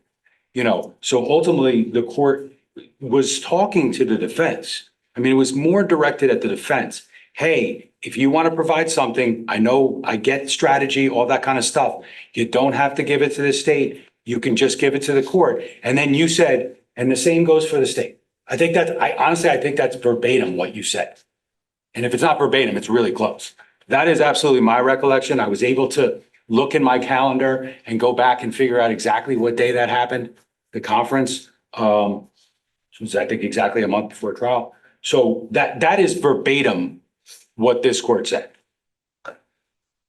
The court acknowledges that the written submission procedure may not have been the only way to handle these issues under the circumstances. But why does the procedure, as it actually occurred, fall short of producing a manifest denial of justice, in your opinion? Judge, let's look back to the date. I think it was a Friday, I believe, where we argued after both sides had submitted. Friday afternoon And then I think on Monday, the court issues its opinion. or Tuesday, one or the other. The opinion was like 40 some odd pages. I don't have it in front of me, but I did review it.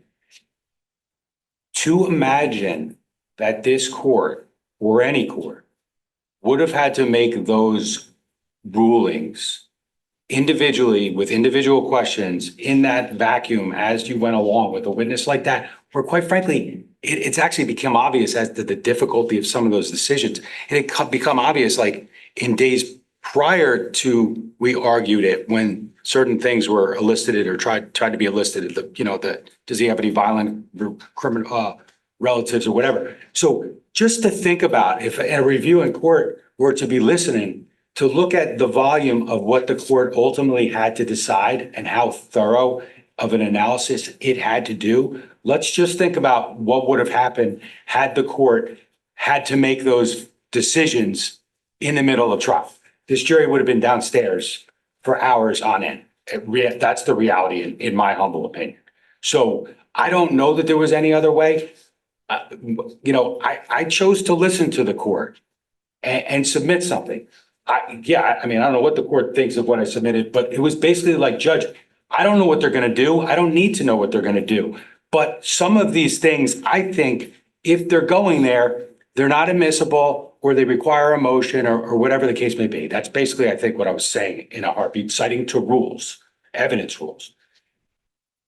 Look, And I think- it's up to you.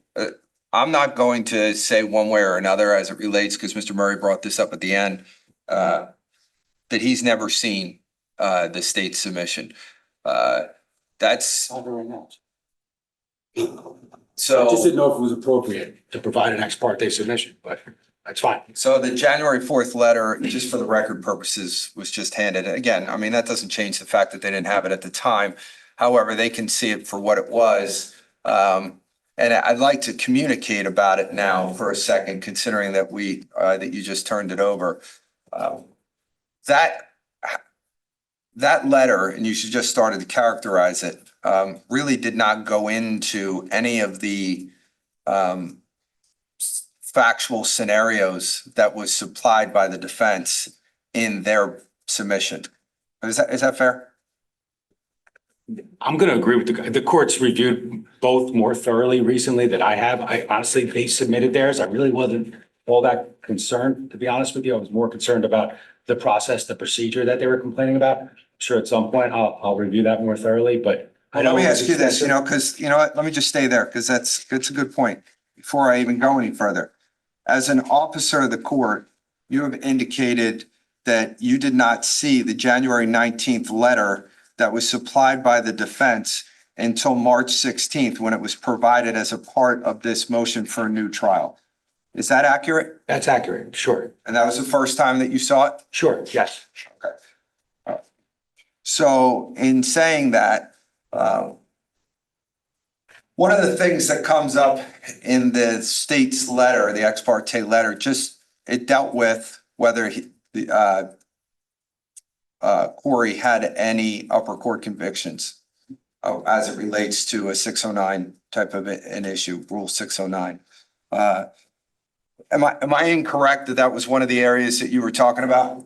I believe that is, Judge. I mean, that's because they kept talking about, prior to trial, they kept talking about, I don't mean this in a bad way. They were just talking about Corey was coming up in chambers. And that's why one of the reasons we had that conversation. And they kept asking if he had convictions, and I'm only as good as what I have. I mean, certain things don't result in convictions or remanded or whatever prior to this incident. So my understanding was, am I looking at anything that's happened, any prior convictions, and then anything that was pending during the pendency of this case? And that's ultimately what would have been documented. So, but to be clear, as far as you can recall, again, I won't hold you to it, but because you just said that you didn't review it the way the court may have. Were you addressing the specifics of what is said in the January 19th letter by the defense in your January 4th letter in any regard? Obviously, when I wrote that, it was before they had written theirs. But you had the information that's supplied from January 19th in discovery. Yes, they provided a lot of discovery with reciprocal discovery. We acknowledge that. I think they gave it to us in July at some point. So we had time to review it. And basically, I think I was anticipating issues that I saw just based upon what I had read. And that's essentially, I thought, what the court had asked for from both parties. Okay.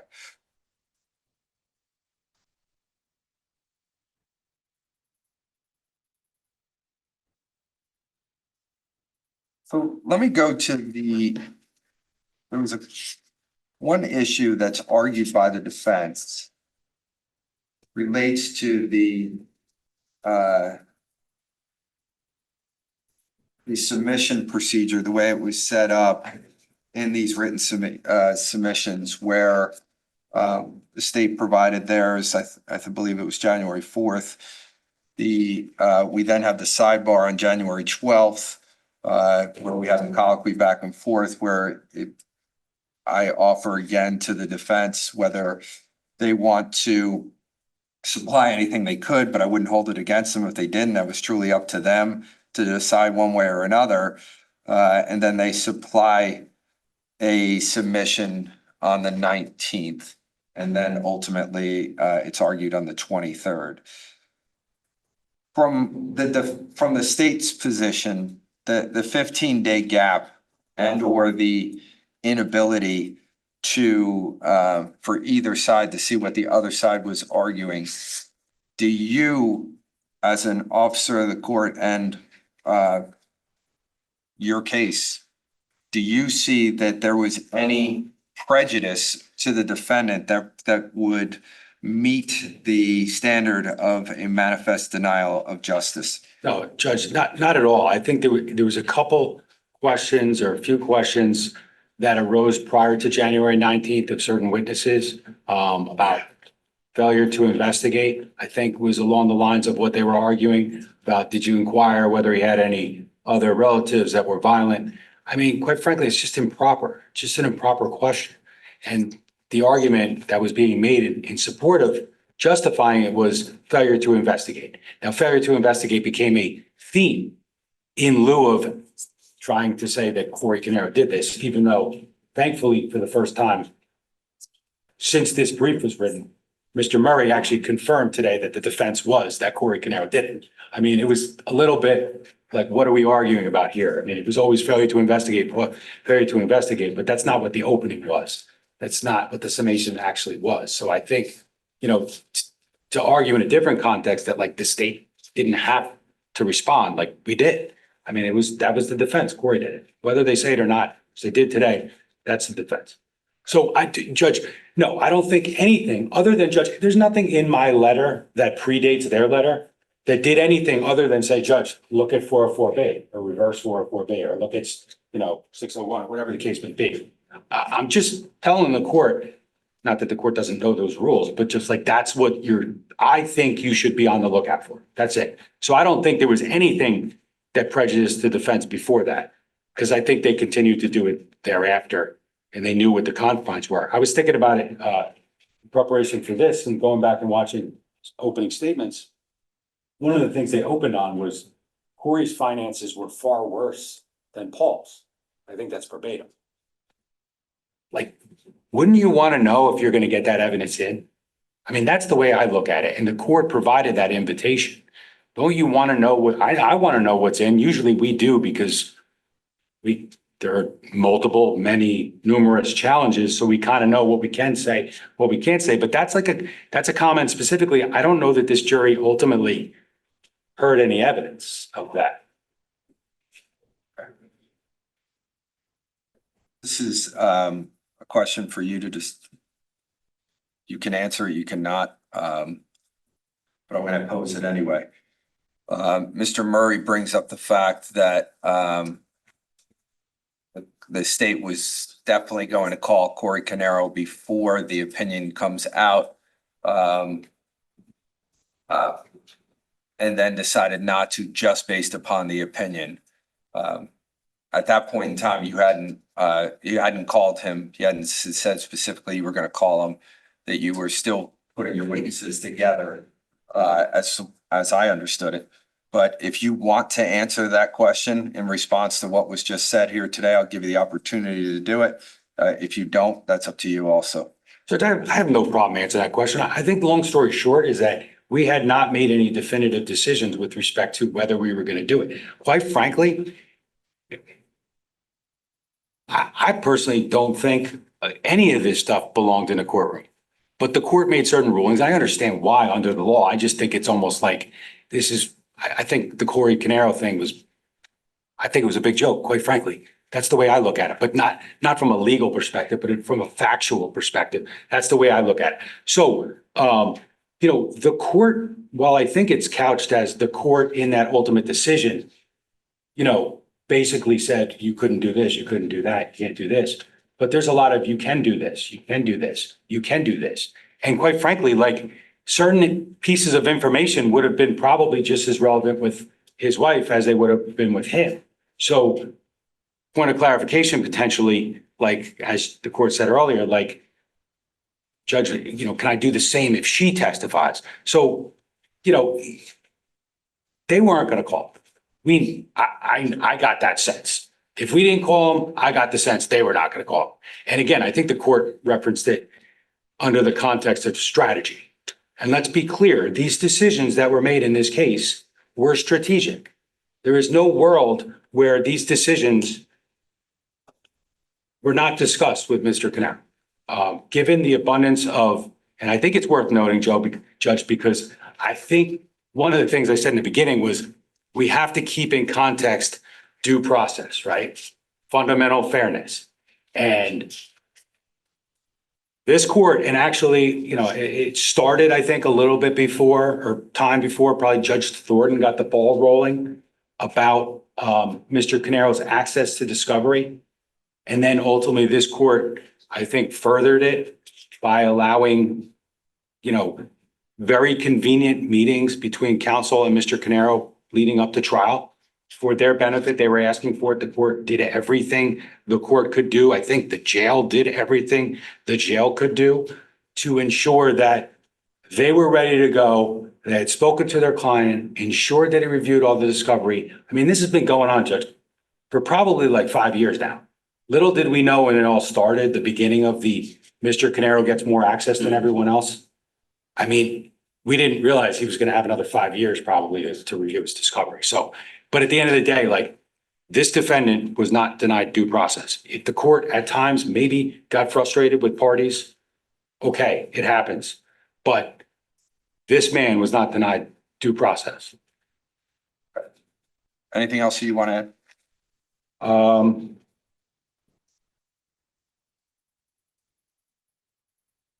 I don't think so, Judge. Thank you. All right. Mr. Murray, it's your motion. Is there anything else that you want to add? Judge, since it was provided to us today by Mr. Decker, we would ask to incorporate his January 4th, 2026 letter as part of this motion. Of course. Mr. Decker, you have no objection to that, correct? No, Judge, not at all. We'll do that.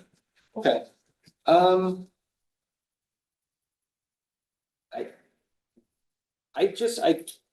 would want to just comment on one thing Mr. Decker said. Go ahead. At the beginning, when he began to address Your Honor, he talked about the fact that,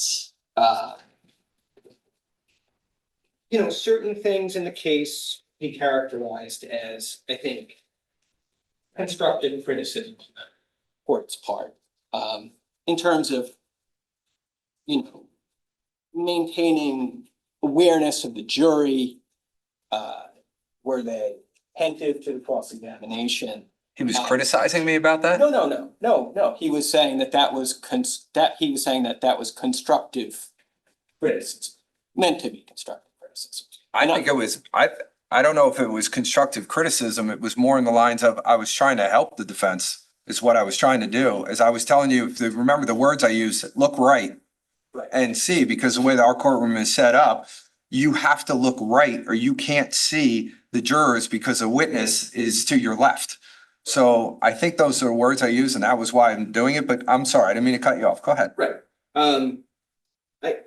The only thing I wanted to point out in that regard is I don't think that the issue that he's addressing in terms of the court, right, assisting the defense with maintaining awareness of the jury is what we're really expressing in our argument. It was more the issue that on really day one of the testimonial portion of the trial, that with the state's witness, Finn Bellucci, I think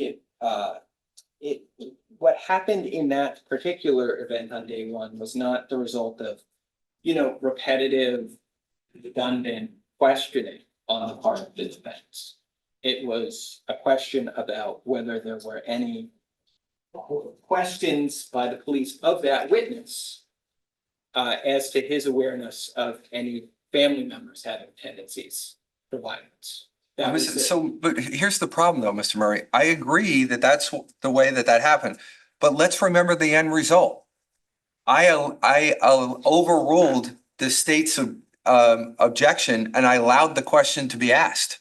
So if anything, and we're talking about day one of a 6-week trial, you were allowed to ask the specific question that brought us to sidebar in the first place, right? That's what happened. I allowed Ms. Massalone to ask that question. Yes, that's correct. So again, it doesn't, tell me, but again, I just don't want to say anything that you're not saying. To me, what you're really upset about, and your argument really is a demeanor issue. It's not the ruling because I ruled in your favor.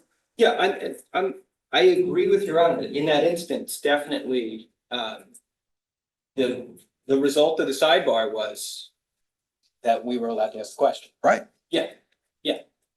Anyway, I just, for one thing, I'm just pointing out that that was not an objection the court raised to the testimony, to the questioning based on it being redundant or, losing the, attention of the jury because we were meandering. No, I agree with you on that. So it was just in terms of it being characterized in that fashion, that was an instant that took place on day one of the testimony. I just thought it was important to reference that in terms of what Mr. Decker said about why the court was interested. Okay. Okay. So, all right. But again, on day one, I'm ruling in your favor, but I get where you're coming from. Right. Okay. Is there anything else that you wanted to add? I don't think so, Judge. I appreciate the court's time today. All right. Thank you, Mr. Murray. I appreciate it. All right. I'm going to close it for purposes of that. I'll give you some preliminary thoughts, but this is not announcing the findings as of right now. I'm still going to review everything that we just discussed. Rule 3:20-1 imposes a demanding standard that we all know what it is. Throughout my review, the central question has been whether anything that occurred here amounts to a manifest denial of justice, warranting a new trial. That threshold question under State versus O'Brien for Port 1, the real inquiry is what under the circumstances the jurors were able to see and what, if any, impact that they had. Even after oral argument, as I sit here today, the many instances that defense identify, the jurors, I don't see that they could have actually seen it, and or I don't have any evidence to support that they were observing any of it, to include the sidebars where there's white noise and I'm down low talking to everyone. And on top of that, the jurors at times were having their own conversations and I had to talk to them about that. So I'm not sure I really see where we're coming from as it relates to point 1, but I'm going to analyze the areas that were in front of the jury to include the specific comment that was made by Mr. Murray today as it relates to Sergeant Brady. And that'll be a point of the overall opinion. As to point 2, look, there is some of the things that were said during the state summation. They approached the line, but I don't think that they went over the line in a repetitive way as far as I can see it. But I'm going to look at some of the specific things that were discussed here by defense counsel. But I have to look at the controlling question under State versus Garcia, which is not whether individual comments were imperfect, but it's whether the summation taken as a whole so substantially impaired the defendant's right to a fair trial that a new trial is required. I'm saying that at this point, I'm going to take a look at that from that perspective, and I'll make a final decision. And then as to point 3, 4, and 5, we didn't really discuss, so those to be decided based upon just the written record that we have. Point 3, I look at prejudice. I'm looking at whether what this procedure and this process that was involved here, what prejudice there was to the defendant, and under these circumstances and the procedure applied, and Paul Caneiro never being a witness in this particular case, is a part of that process of whether there was any prejudice or not. So with that being said, I'm going to analyze everything. I very much appreciate everyone's time. I know the defense said that they were going to rely on their brief. I appreciate them answering some questions here today. The decision will come out as soon as it's done, and then we'll move on to the next part of the case, whatever it may be. Thank you all. Everybody have a good day. Please be safe. Can I ask one clarifying question? Just, I think the court indicated this, but pursuant to the email that the court referenced earlier, just that the briefs are incorporated into the record pursuant to Rule 2.6-182. Is that what the court's Yes. intention is? Thank you so much.